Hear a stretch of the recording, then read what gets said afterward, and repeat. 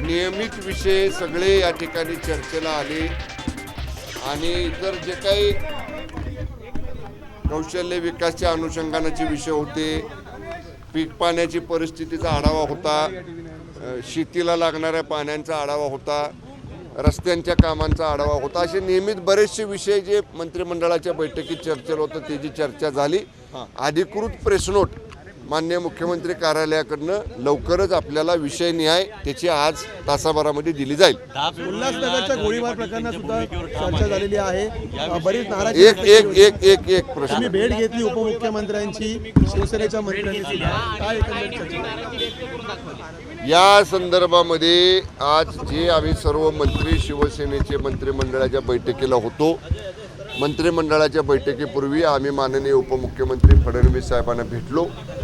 गोळीबाराचा विषय वेगळा, पण भारतीय जनता पक्षाचे आमदार गणपत गायकवाड यांनी माननीय मुख्यमंत्री एकनाथजी शिंदे साहेबांच्याबद्दल जे तथ्यहीन, बेबुनियाद, बिनबुडाचे, ज्याच्यामध्ये कसलाही अर्थ नाही असे जे आरोप माननीय मुख्यमंत्री एकनाथजी शिंदे साहेबांवर व्यक्तिशः केलेले आहेत, त्याच्याबद्दल आम्ही आमचं मत हे माननीय फडणवीस साहेबांच्या समोर मांडलं।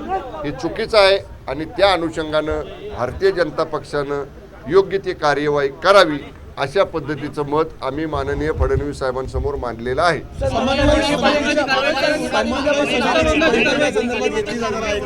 त्यांनी समन्वय समितीकडे आपलं म्हणणं मांडलं होतं का? कारण यासाठीच या समितीची तुम्ही स्थापना केली। समन्वय समितीच्या नियमित बैठका होत असतात।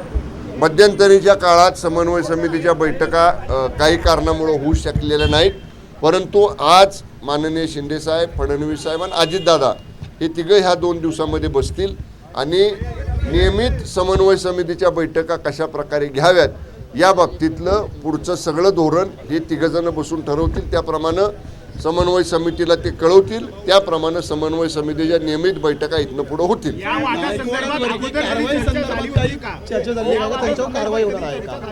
कुठल्या?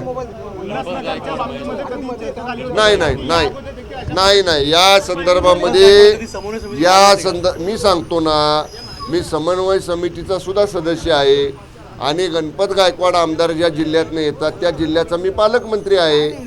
या 1.5 वर्षामध्ये एकदा सुद्धा कधी आमदार गणपत गायकवाडांनी माझ्याकडे हा विषय मांडला नाही किंवा समन्वय समितीच्या बैठकीमध्ये सुद्धा या विषयावर यापूर्वी कधी चर्चा झाली नाही। हा जो विषय आमदार गणपत गायकवाडांनी माननीय मुख्यमंत्र्यांवर टीका करण्याचा केला, आरोप करण्याचा केला, तो पहिल्यांदाच त्यांनी काल केलेला आहे।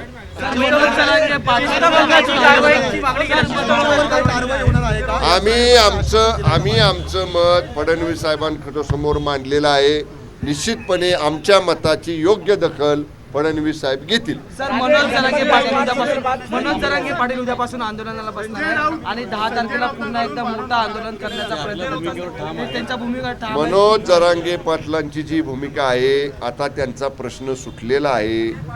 ज्या संदर्भामध्ये सगळे सोयऱ्यांच्या विषयासंदर्भातला अध्यादेश काढायचा होता त्याची प्रत माननीय मुख्यमंत्र्यांच्या हस्ते स्वतः माननीय मनोज पाटील जरांगेंनी स्वीकारलेली आहे। त्यामुळे आता त्यांना आंदोलन करण्याची आवश्यकता नसावी असं माझं मत आहे। एकदा ऑर्डिनन्स काढल्यानंतर त्याची पुढची प्रक्रिया ही निश्चितपणे राज्य सरकार करणार आहे। वेळोवेळी जरांगे पाटील साहेबांनी सांगितलेलं आहे की माझा माननीय मुख्यमंत्री एकनाथजी शिंदे साहेबांवर विश्वास आहे, त्याप्रमाणेच या मंत्रिमंडळानं हा निर्णय घेतला आहे। हे मंत्रिमंडळ या संदर्भामध्ये सगळ्या सोयऱ्यांचा अध्यादेश काढलाय, त्या बाबतीतला जे काही निर्णय घ्यायचा आहे तो येणाऱ्या अधिवेशनामध्ये घेईल। जरांगे पाटलांनी आता पुन्हा आंदोलन करू नये अशी त्यांना माझी विनंती आहे। सर्व मराठी आमदारांना त्यांनी सर्व मराठा आमदारांना विनंती केली आहे की सर्वांनी एकत्रित यावं आणि आता आपली भूमिका मांडावी। त्यांनी आता मराठा आंदोलनाच्या संदर्भात सगळे विषय सकारात्मकपणे सुटलेले आहेत। असं असताना विनाकारण परत आंदोलन करण्याची भूमिका त्यांनी घेऊ नये। सरकार या बाबतीत सकारात्मक आहे। सरकार या बाबतीत जे शब्द दिलाय, जे आश्वासन दिलंय त्याची पूर्तता करण्यासाठी सरकारी यंत्रणा सतर्क आहे। त्या बाबतीतनं आमची कार्यवाही गतीने सुरू आहे।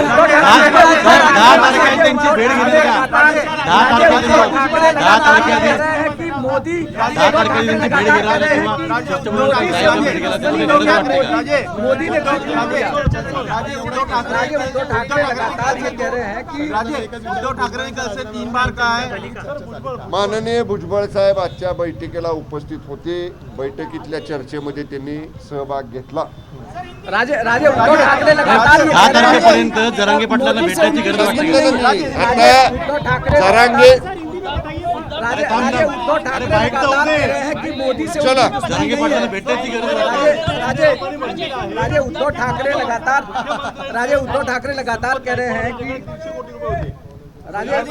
राजे उद्धव ठाकरे लगातार कह रहे संजय हैं कि राऊतांना नेहमीच भडक वक्तव्य करण्याची सवय आहे. संजय राऊतांना आता शाळेत जाणारं बारकं पोरग सुद्धा गांभीर्यानं घेत नाही. त्यामुळं तुम्ही त्यांच्या गोष्टीकडं पत्रकारांनी माध्यमांनी सुद्धा गांभीर्यानं बघू नका. ते जे बोलतात ते कधी खरं होत नाही.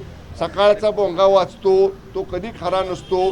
त्यामुळं संजय राऊत असे किती वक्तव्य करत बसले तरी त्याच्याकडं गांभीर्यानं जशी बारकी मुलं आता बघत नाहीत तसं कुणी बघण्याची आवश्यकता नाही. धन्यवाद.